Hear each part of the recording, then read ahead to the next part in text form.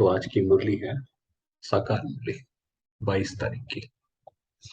बाबा कह रहे हैं, मीठे बच्चे, अभी तुम्हें दिव्य दृष्टि मिली है।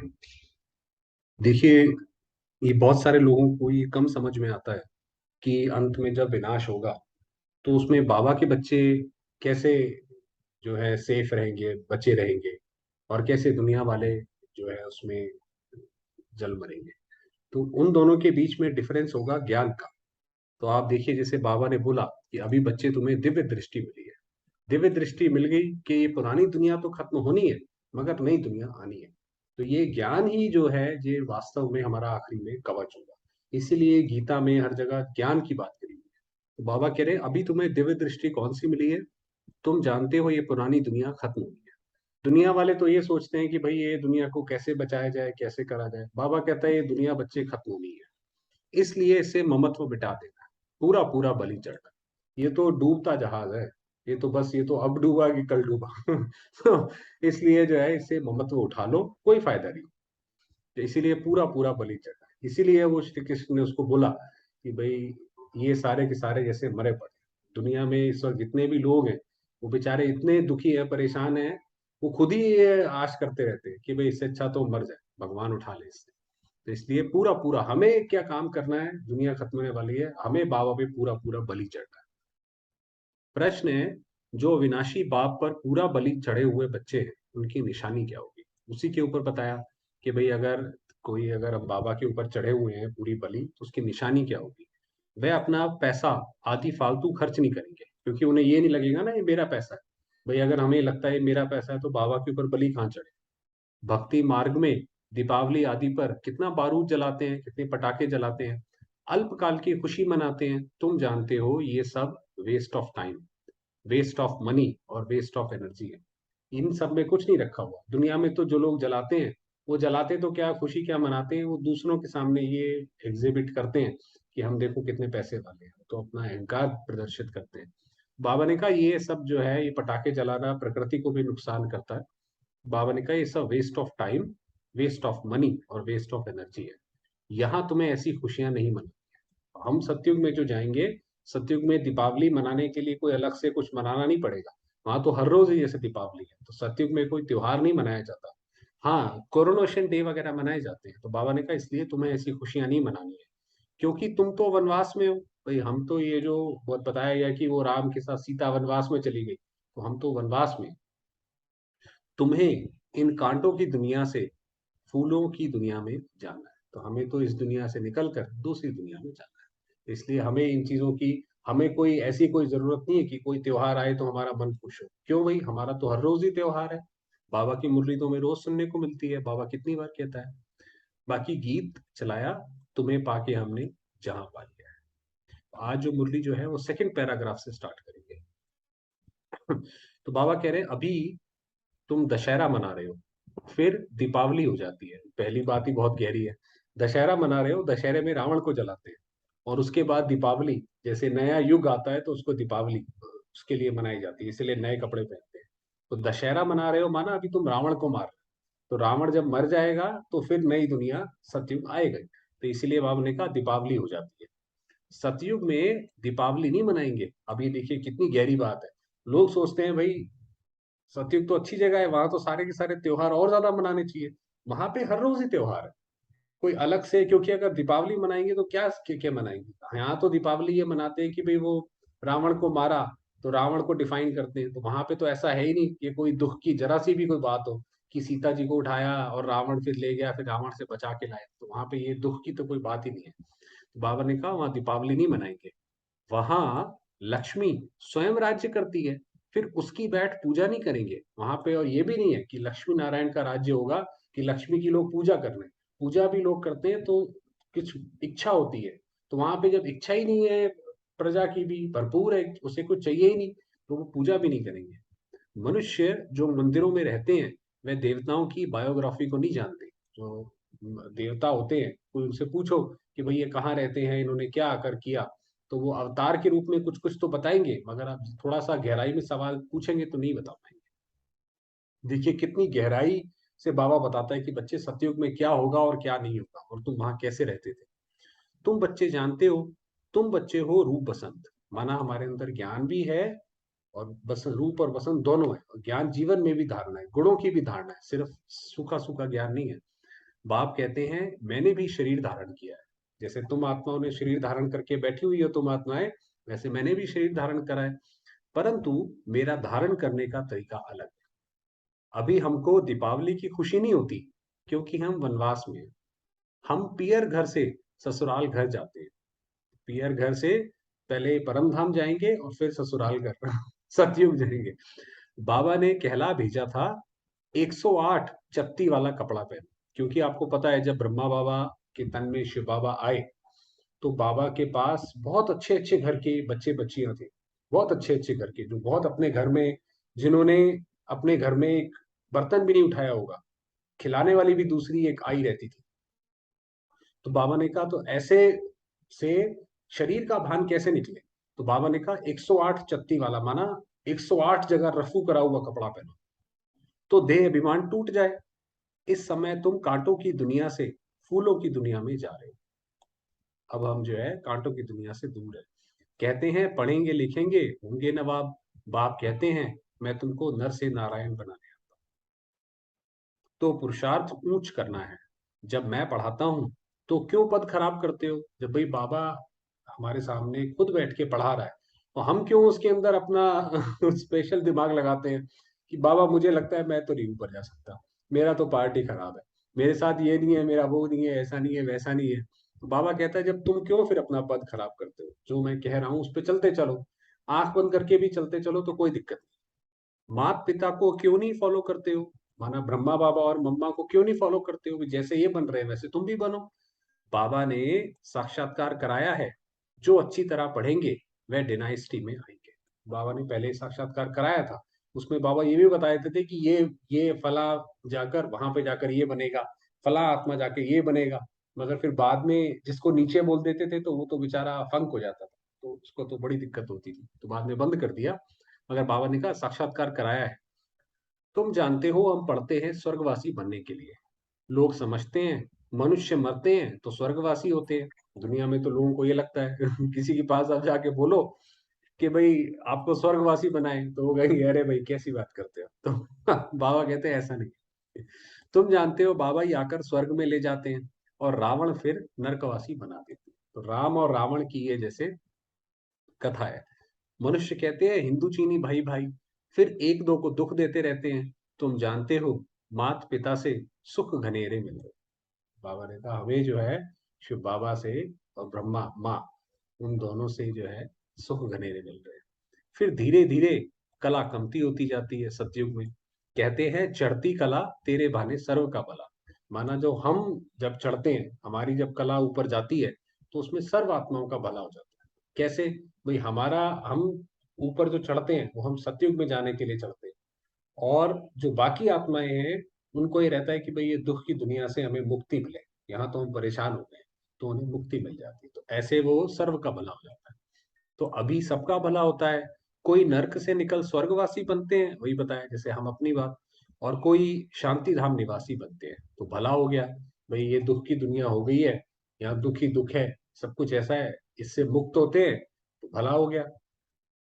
कोई व्यक्ति हॉस्पिटल में बीमार पड़ा है, बेचारा बेड रिडन ही हो गया है अगले पिछले 10 साल से, तो वो अगर शरीर छोड़ता है तो वो जैसे आत्मा मुक्त होती है तो भला हो गया। सतयुग में कोई दुख देने वाली चीज नहीं होती, तो वही बताया कि ऐसी कोई कहानियां भी नहीं होती कि जिनमें दुख होता है। बड़े आदमियों का फर्नीचर भी बढ़िया होता है, तो बाबा ने कहा जैसे बड़े आदमियों का माना जैसा व्यक्ति वैसा उसका फर्नीचर, वैसी उसकी प्रकृति, तो उसी तरीके से जो देवता है वैसी ही उनकी प्रकृति है वहां पर। तो वहां दुखदाई जानवर आदि होते नहीं, क्योंकि फर्नीचर अच्छा चाहिए। तो वहां पे ऐसा कोई मच्छर भी नहीं होगा कि मच्छर जो आके काटे, तो ऐसा भी नहीं होगा। तो उसको हेवन कहा जाता है, इसीलिए ये जो है ये यमुना नदी के किनारे होगा, और ये नदियां ही जो हैं ये दूध ही की नदियां क्यों बोलते हैं, ऐसा नहीं है कि दूध बहेगा, वो माना वो नदियां ही जो है वो जड़ी बूटी से होते हुए ऐसे आएगी कि वो पानी ही दूध के समान होगा, तो उसमें कहाँ कीड़े मक्खी मच्छर होंगे। अच्छा, तो बाबा कह रहे इसीलिए उसको हेवन कहा जाता है, इसीलिए प्रकृति भी अपनी सतो प्रधान है, आत्माएं भी सतो प्रधान है, तो इसलिए वो हेवन है। अल्लाह अव्वल दीन का खेल है, ठगा करने से राजाई मिलती है। तो अल्लाह बाप अव्वल दीन अर्थात आदि सनातन देवी देवता धर्म स्थापन करते हैं। बाबा जो है ये देवता धर्म स्थापन करते हैं। तो बाप सेकंड में वैकुंठ का मालिक बना देते हैं। सेकंड में माना जैसे ही हमने मन से बाबा कहा तो सतयुग में तो आ गए। बाबा अव्वल दिन का साक्षात्कार कराते हैं।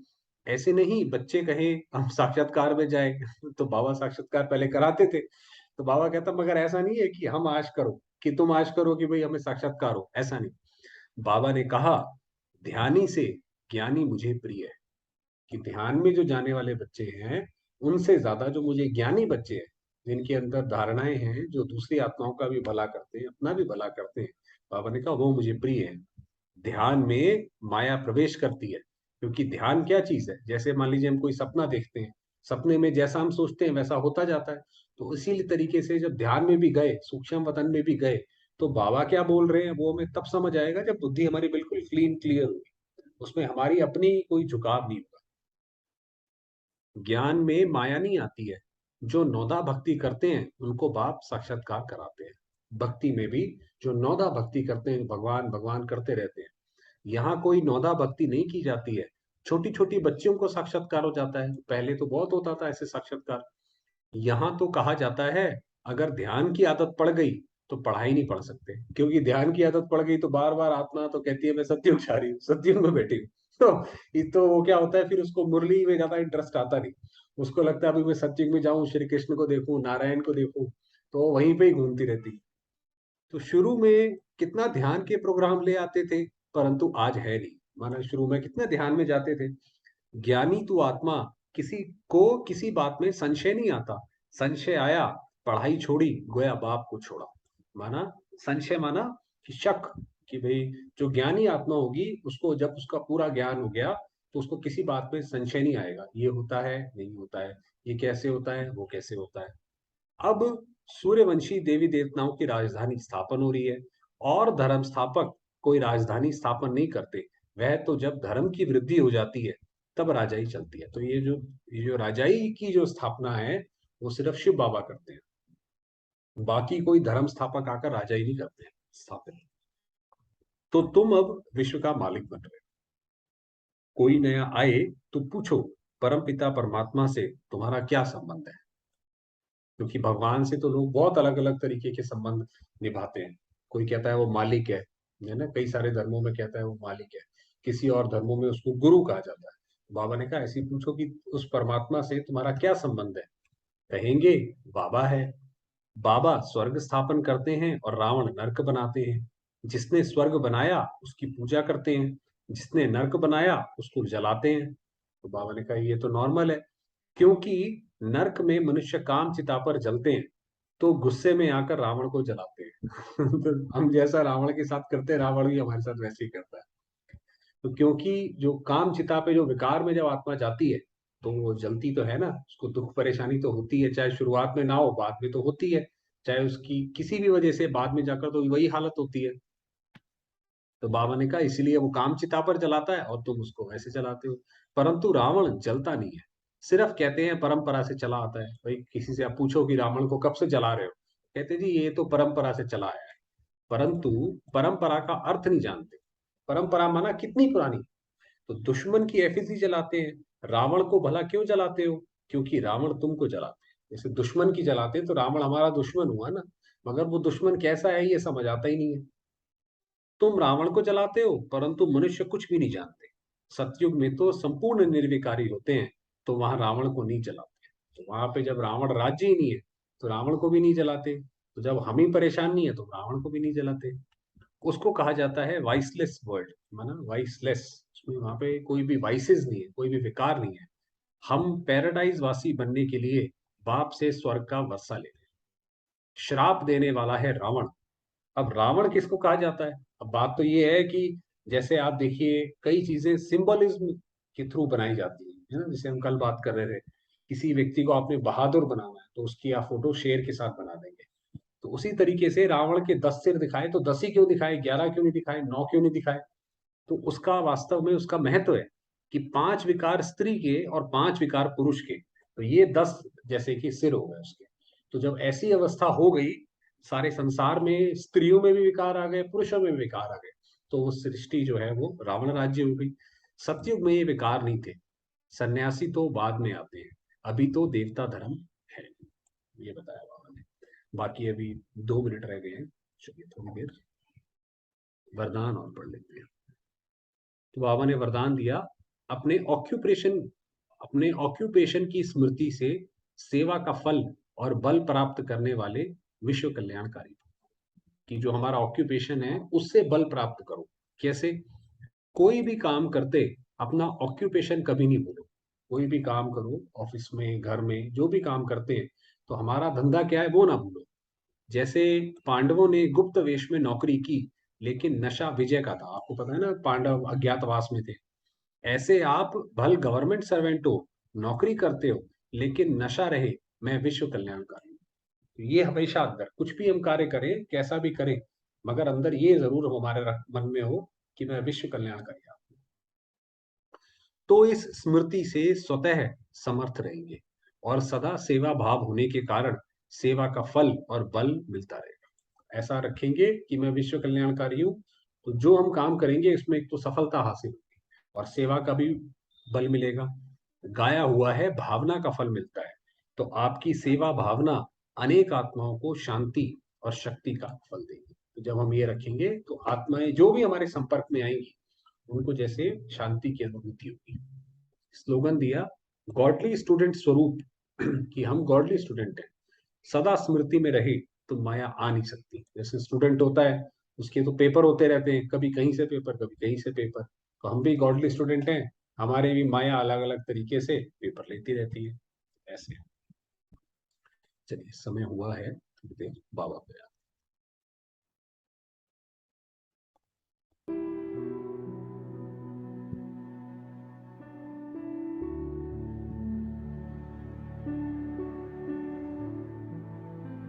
चलेंगे बाबा के पास।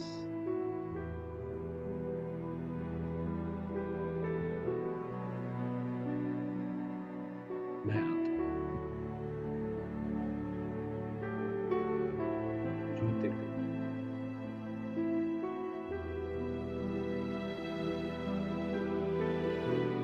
Point of light.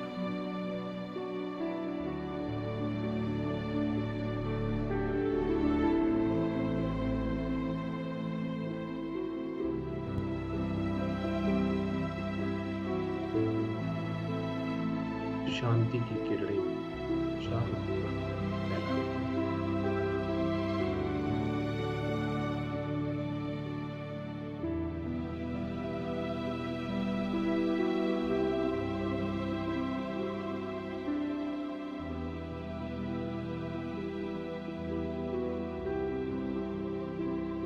इस शरीर को, सारे वातावरण शांत करो।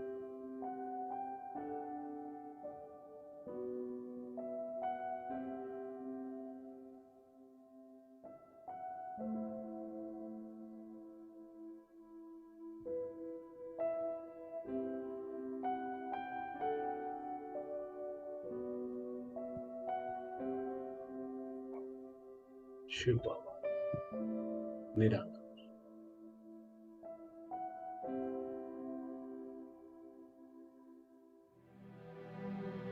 ज्योति,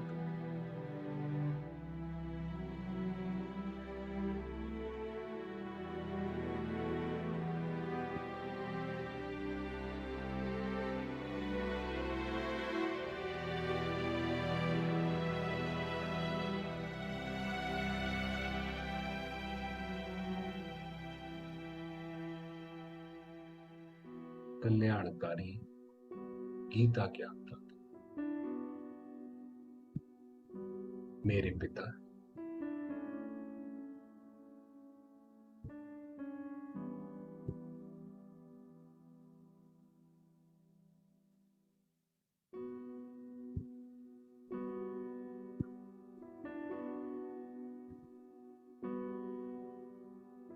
उनकी अनेकानेक किरणें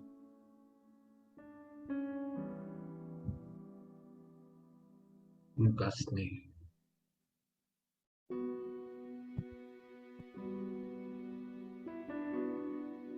मुझ आत्मा पर बरस रहा है।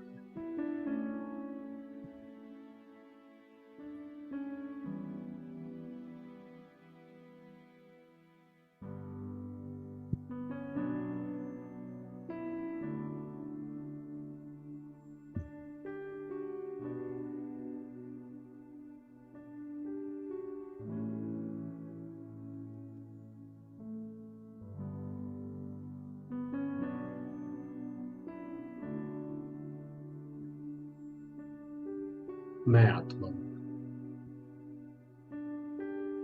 इन परमात्म शक्तियों को स्वयं में समाती जाती।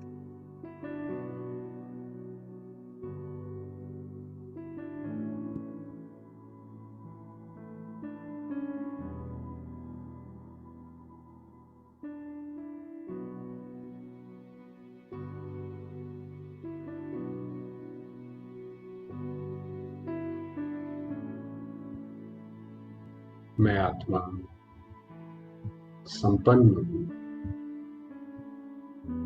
संपूर्ण।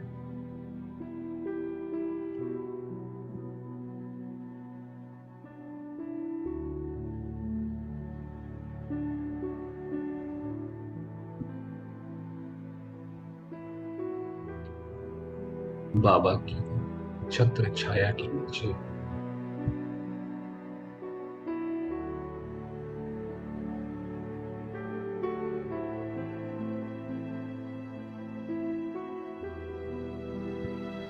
आराम की अवस्था में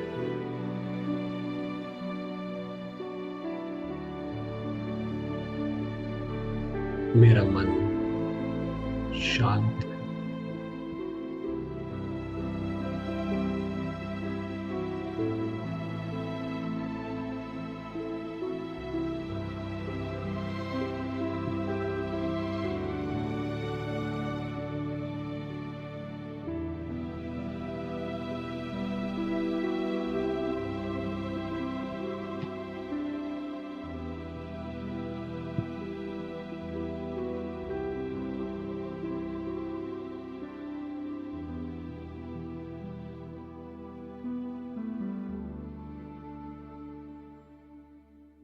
ज्ञान सूर्य की अनेकानेक किरणें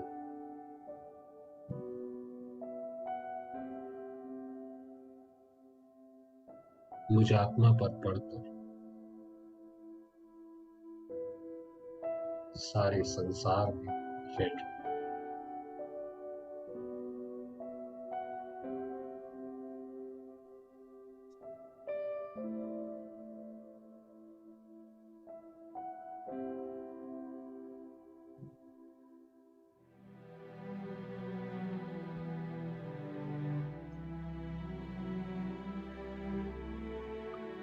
मैं आत्मा विश्व कल्याणकारी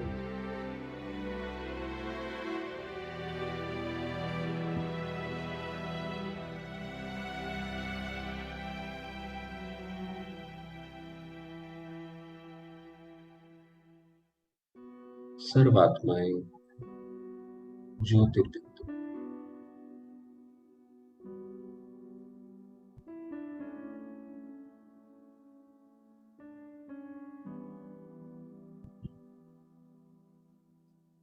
एक शिव पिता की सब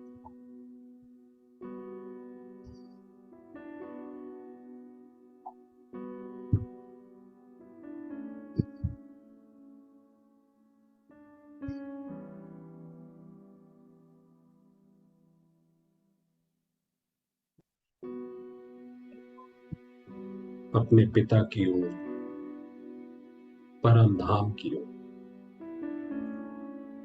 आकर्षित हो रही है।